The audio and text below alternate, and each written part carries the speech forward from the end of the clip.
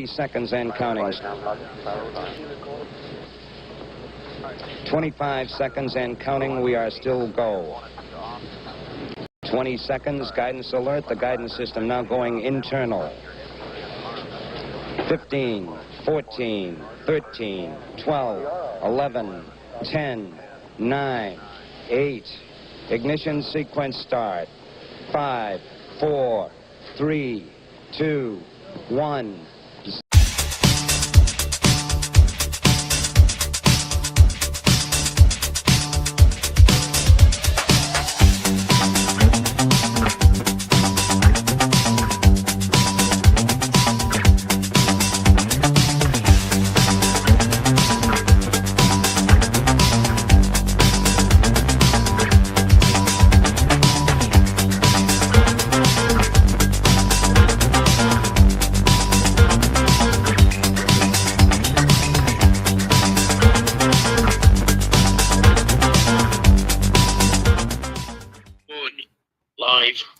Good evening to my viewers in Europe and Africa. Good afternoon to my viewers in the Western Hemisphere. Good very early morning to my viewers in the Pacific Rim, and welcome to the Angry Astronaut. I am on my way actually to Austin, Texas at the moment to visit my daughter. That was not my original intention. My original intention was to start off going towards South Carolina and then maybe heading towards Austin and want to see my son.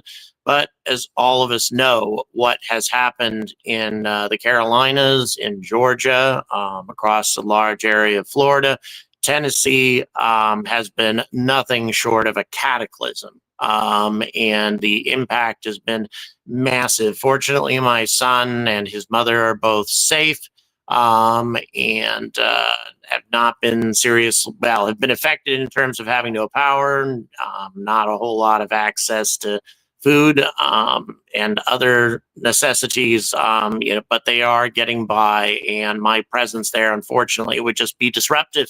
There'd be nothing I can do to help out. So I feel quite helpless, but in any event, not much I can do but to keep heading west and go see my daughter in Austin. So for all of you who have been impacted by this, or for everybody who has loved ones who have been impacted by this, and there are quite a number of viewers who I haven't even heard from for quite some time, I wish all of you the best, and I urge all of you to pray for these folks, because a lot of them are in very serious jeopardy right now and really struggling with this current situation in the aftermath of this cataclysmic storm, this unprecedented storm that seems to have wrought a lot more damage over a bigger area than anything that I've ever heard of in the past anyway.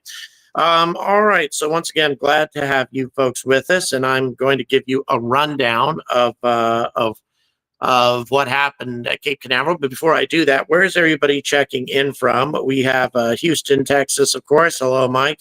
Really do appreciate you being here. Let's see, what do we have? DeLand, Florida. Thank you very much for checking in. We also have Australia. We have Four Marks UK, of course. John Morgan, thanks for joining us. Hello, California.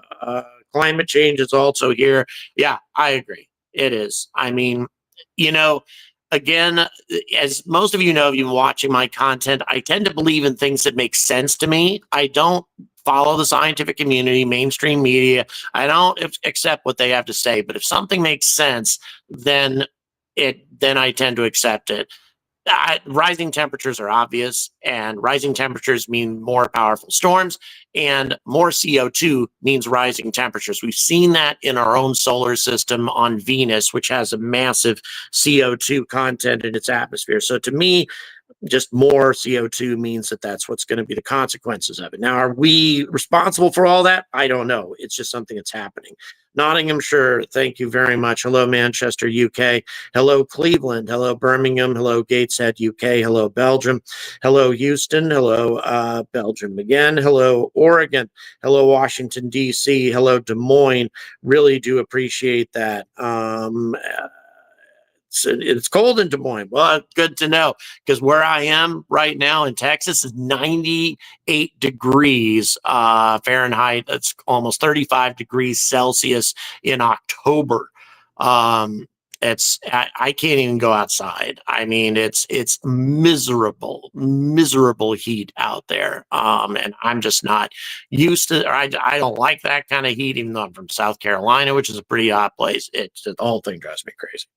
So, hello, Leighton Buzzard. Really do appreciate that. Hickory, North Carolina. I hope you're all right.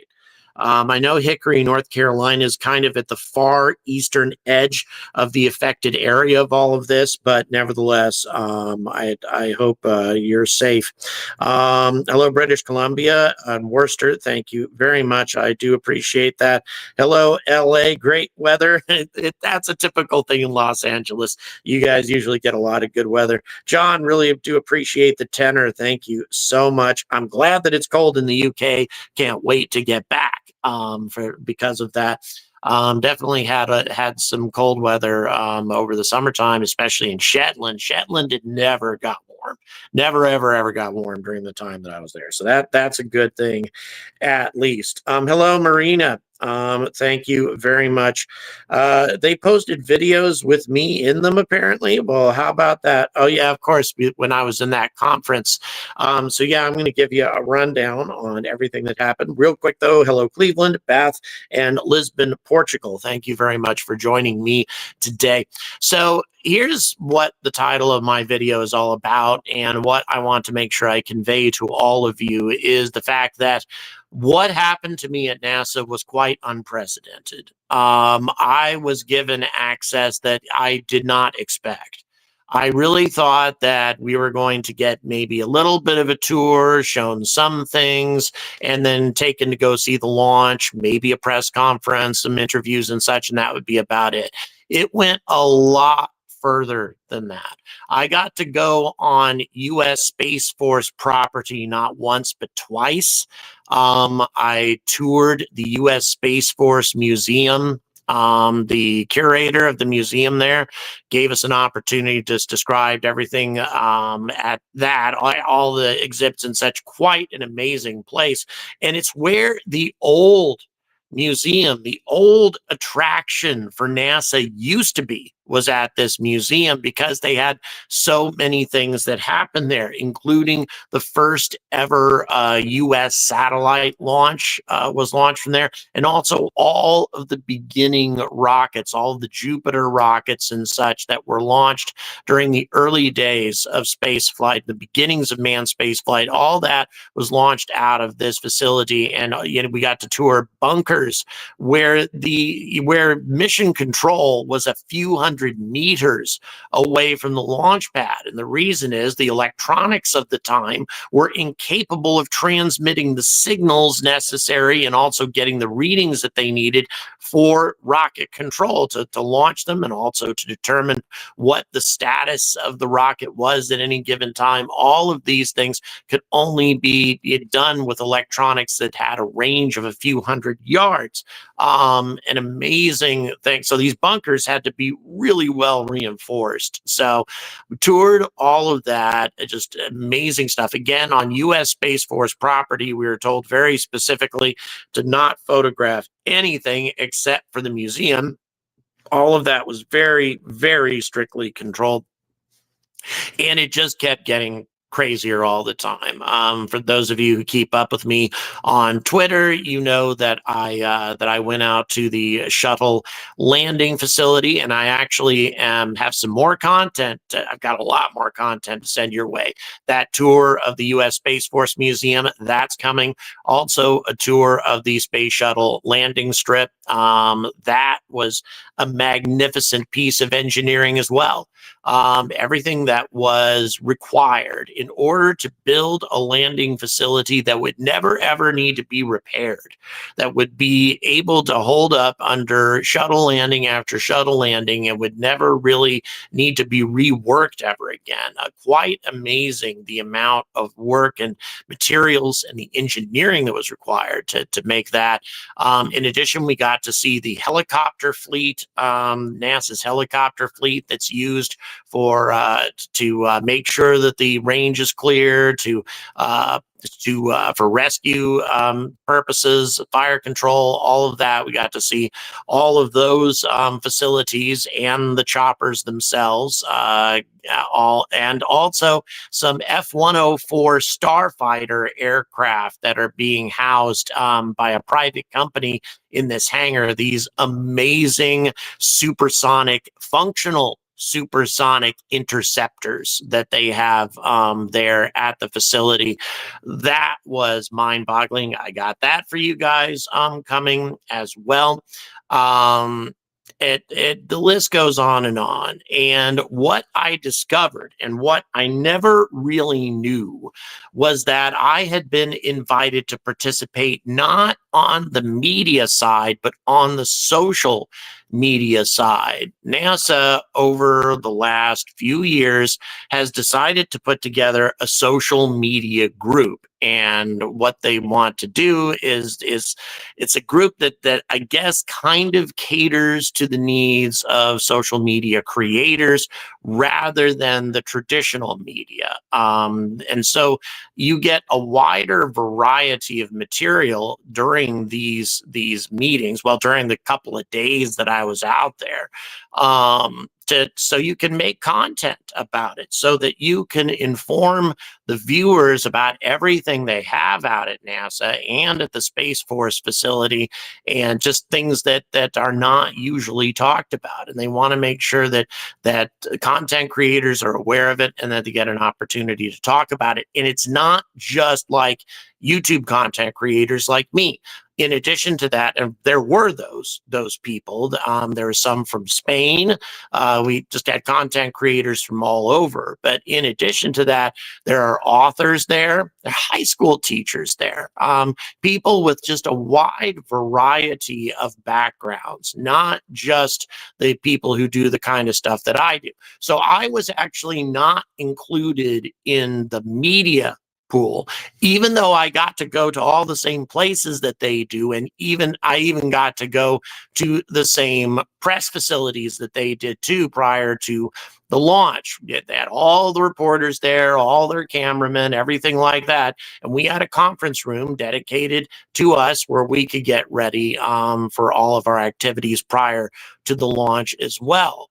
Incidentally, there were some people that you're probably familiar with. The crew from What About It, Felix at WAI, they were in the main media group. That's where they had been accepted into that group. Apparently, you either end up in one or the other, I guess, just by when you apply and where you show your interest. And so that team was with the CNNs, the NBCs, and all that. But in many ways, I'm kind of glad that I got put on the other side of things, because I ended up getting 2 days worth of activity as opposed to just the one. And then after that, it got even more spectacular. And again, some of you may have seen this content. The first thing in the morning of launch, we were allowed to film the astronauts who were, as they said goodbye to their families. We were told very specifically not to film the families. You'll see from my content that I cut off the left-hand side of the screen, so you really can't see who the astronauts are talking to. You couldn't really film the families, although they didn't check. They went on the honor system, interestingly enough. Just trusted you that you weren't going to do something like that. Oh, PebMeds, thank you so much. Were you able to visit the Cape Canaveral Lighthouse? No, I was not. Although these visits are different every time. they take you to different places every time. So if I do come back, then yeah, that would be a great thing. Playa Linda Beach, a great view of LC-39B in the mobile launch. Thank you very much. I appreciate that information. And thank you so much for that $20. Like I say, all this makes a huge difference to me right now with everything that's going on. It's overwhelming. And I'll be honest, I'm asking for too much from you guys right now, from the viewers, because there's too many things happening that I'm trying to attend, and I'm relying a lot on you guys, and I feel bad about it. I frankly do. But at the same time, again, nothing's improving on the Google side of things. Nothing's improving with monetization. So I just, I have few other places to turn to make these things happen. And you guys have been helping making it happen. And that's just fantastic. So thank you. But the more after, so we got to film them. And while we were filming them, Administrator Nelson shows up. So I got an opportunity to, well, what can I say?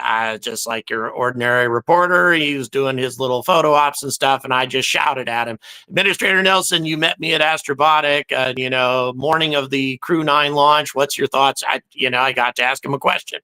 And that was great. He answered me and all that. It was an interesting moment. Second time, as I say, that I've met Administrator Nelson, but a really great opportunity indeed. Rob Hawk, thank you so much for your support. Really, really appreciate it. Like I say, it means a lot to me right now. And I'll explain why here in a little bit. So I got to do that. And by the way, all that's in the content too. I have released that content that has, me asking that question. Also, the previous day, one thing I forgot, there was a panel about the ISS. All of these people, officials involved with the ISS, with the experiments, technology, maintenance of the station, and just some NASA bigwigs. And I got to ask a question there too about Starliner, a very uncomfortable question, which got sort of an irritated response. But I actually got to follow up and speak to Mr. Free, Jim Free, the guy who I asked the question to, and talk to him about it afterwards. So again, just the kind of access that I never imagined that I would have an opportunity to get. So after all that was done, we got to go back to the media office, to the conference room where we're preparing. As they say, everybody else is there, with the exception of CBS News. CBS News has their own facility, and Reuters has their own facility as well. But for the most part, everybody else is there, all the big major news agencies. C. John, Coming Georgia, thank you so much. That's your third super chat. I'm honored that you decided to do it here. I really do appreciate that. There's some also questions. Any special VIP dinners? Nope, nothing like that, unfortunately. Got to have lunch there. That was about the extent of it. Any information about NASA discontinuing LC-39A now that they have SLC 40 with its crew license? I've got some information on that. But yeah, that is not necessarily. Not necessarily. I think NASA still has an interest in that path, but you're going to see the Starship facility come down. The Starship tower that's likely there is most probably going to come down, which is a bummer that SpaceX put all that effort into building that thing, and now it's going to have to be relocated. We'll get to that. So as I say, all the press were there, etc. And then we thought we knew where we were going to film, which was on a wharf to the left of that countdown clock that you see on a lot of the broadcasts. Instead, we were going to be on this wharf, which was even closer. And also that was going to give us a clear view of the boosters coming down. Well, all of a sudden, at the last second, they changed everything. They piled us onto buses and drove us out to the U.S. Space Force facility instead. And originally, it was just the regular media who were going to go out there, not the social media people, the YouTubers, the fake journalists. A lot of the media apparently didn't want us to be out there, but our person, she made it happen. Our representative for social media, she got us on another bus and we followed them. Apparently, also the NASA media officials on the other side, they encouraged that to happen. They wanted everybody to be together, everybody get to film this, and we were placed 3 kilometers, 2 miles away from the launch pad. 2 miles. No civilians ever get anywhere close. I have to admit, it was intimidating. 20 quid. Thank you so much. Donation helped me record onto SD cards for later release. Yes. Well, you know what? I've got even better than SD cards coming. So, yeah, let's, boy, I've got a lot to talk about, I guess. So, they unloaded us, and I couldn't believe that they allowed us to get that close. And also, we got very specific instructions on what was going to happen. If there was an anomaly, if there was a bad RUD, we were supposed to throw down our equipment and run and get on to the buses, and the buses are going to close up because the toxic gases from an RUD would have reached us at that distance and killed us, is what we were told anyway, that it'd be very dangerous given our close proximity to the launch pad. So, of course, Falcon 9 being a ridiculously reliable rocket, nobody was really all that concerned that something like that was specially designed for that scenario as well, specifically. They mentioned to you that the bus was the factor there. Yes, the buses were designed so that, once they sealed them up, that we would be relatively secure. A lot of air circulation and stuff like that, filtering, et cetera, to keep us safe. So just really interesting, the precautions that had to be taken. But as for those of you who haven't seen that broadcast, I admit the quality is lousy, and it's because of the internet connection. I have a Starlink now, but there were real problems with the idea of bringing a Starlink out to all of this. Number one, it would cost $50 for the Starlink and another $50 for the battery pack each way on the plane as additional cargo on the aircraft. $200 just to bring the damn thing to here and back. In addition to that, it is so huge and so bulky. By the time they got us out, that we were doing just so much last second moving. Me by myself, by the time I had set up the Starlink on the run like that, we would have been 10 minutes from launch. I mean, I didn't have enough time. So really the only option was to utilize the cellular service that was at our disposal. So that was very disappointing because of the internet quality, the quality of the broadcast wasn't there quite so well. I'm going to have to think about how I'm going to deal with something like this in the future, depending on how all of that goes, because that had a significant impact. We'll get back to that, but launch was amazing. The noise was nearly as intense as Starship when it launches, because instead of being 10 kilometers away, we were 3 kilometers away. And that changed everything in terms of volume. My God. And then the boosters came back, and it's surreal. It's surreal to see these massive things soaring through the air with just utilizing their grid fins to maneuver without engaging their engines, and then engaging their engines. And then that sonic boom, I felt like somebody had kicked me in the chest because it was so close. The landing facilities were a few hundred meters away from where we were. So the sonic boom was just bam! I can't even begin to describe how intense that was, what a physically visceral experience that was to get hit by that sonic boom. So yeah, all of that was not even remotely like what I thought it was going to be. I did not think that NASA would afford us that kind of incredible access, and they did. And I'd like to reach out to Martina at NASA in case she's ever watching this, and to thank her and her people for making all of this possible for the social media folks, because she was always, almost like every minute, fighting with the powers that be and negotiating with people and such to give us more and more and more access. We got to go out to the launch pad. Initially, she was trying to get us right up to the damn thing. LC40. She was trying to get us right up to it.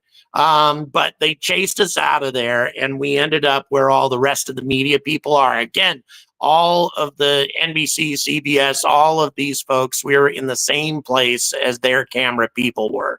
And yeah, just an astonishing experience through and through. So what some of my colleagues, including this high school teacher who had some pretty incredible filming equipment, his photography equipment, etc.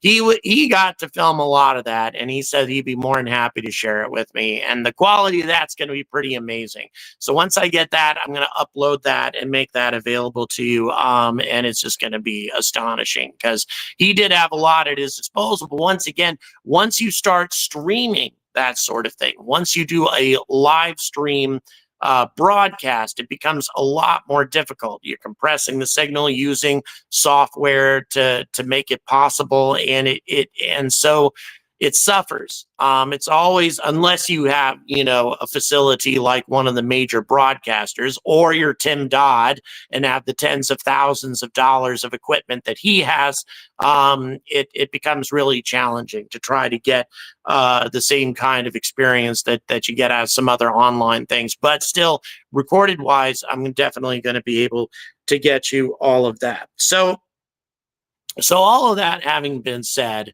you may be asking, well, and why did I put in the title, am I going to be coming back? Will I come back? Well, it would seem obvious that I would want to. And yes, I do. But at the same time, I'm not convinced that that's what the viewers want.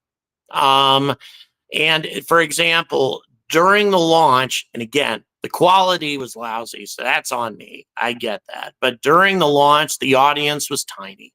It was a very small audience. And for all of the content that I released, that granted, there are a few thousand of my viewers who are so dedicated and watch so much of what I put out. There were definitely people who watched it and enjoyed it, but it represented about, at most, 5% of my subscriber base, and probably even less than that. And so I'm left asking myself, is this what the viewers want? And also, financially, there is a lot of support that I got. And this is not an appeal for more money or anything like that. I'm just, laying out the facts.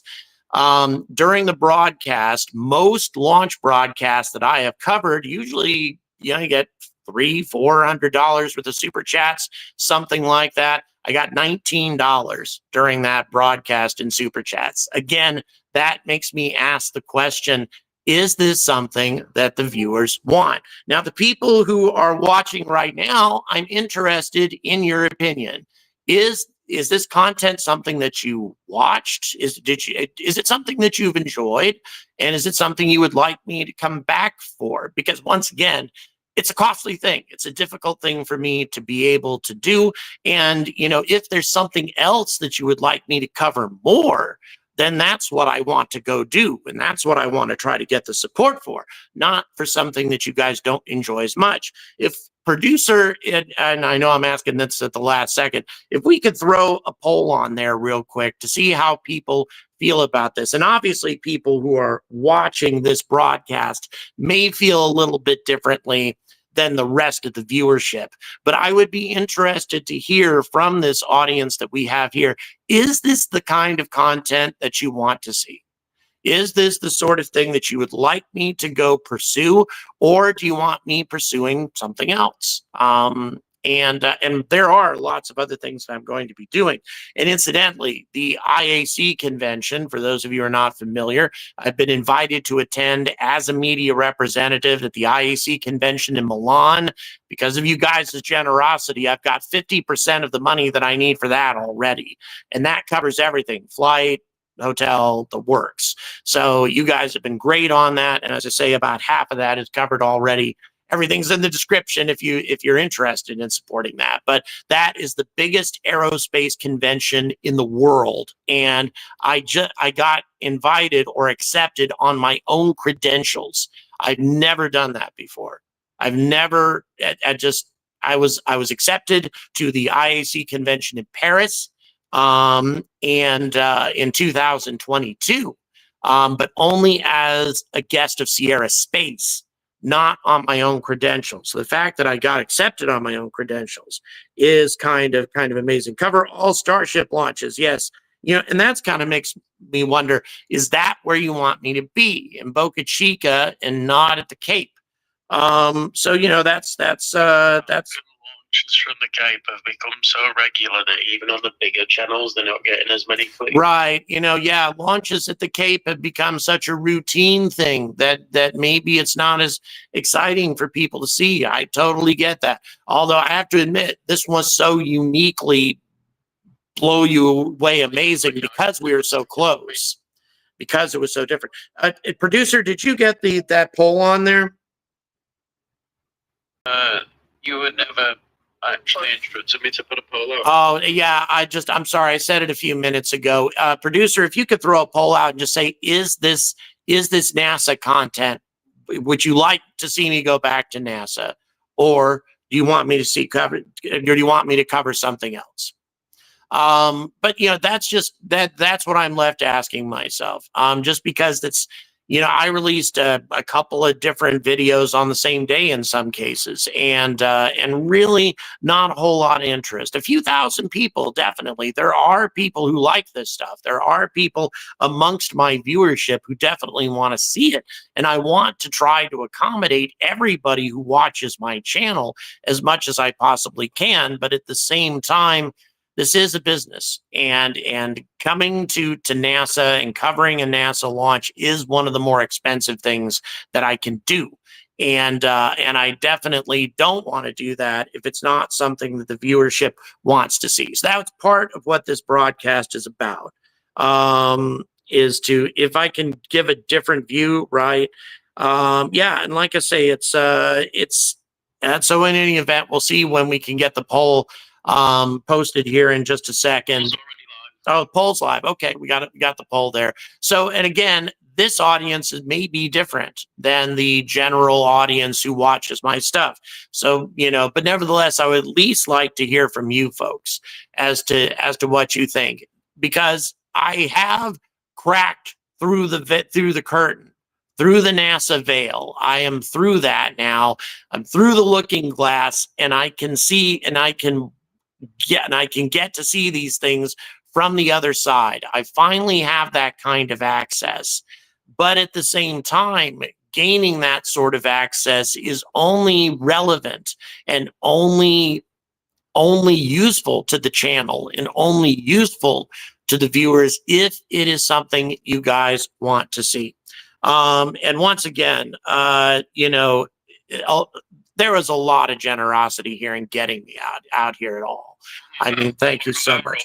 Have voted so far, but it's standing about 80% of those who voted are saying that yes, NASA content in the future. So 80% so far on the poll. For those and please vote if you haven't already voted.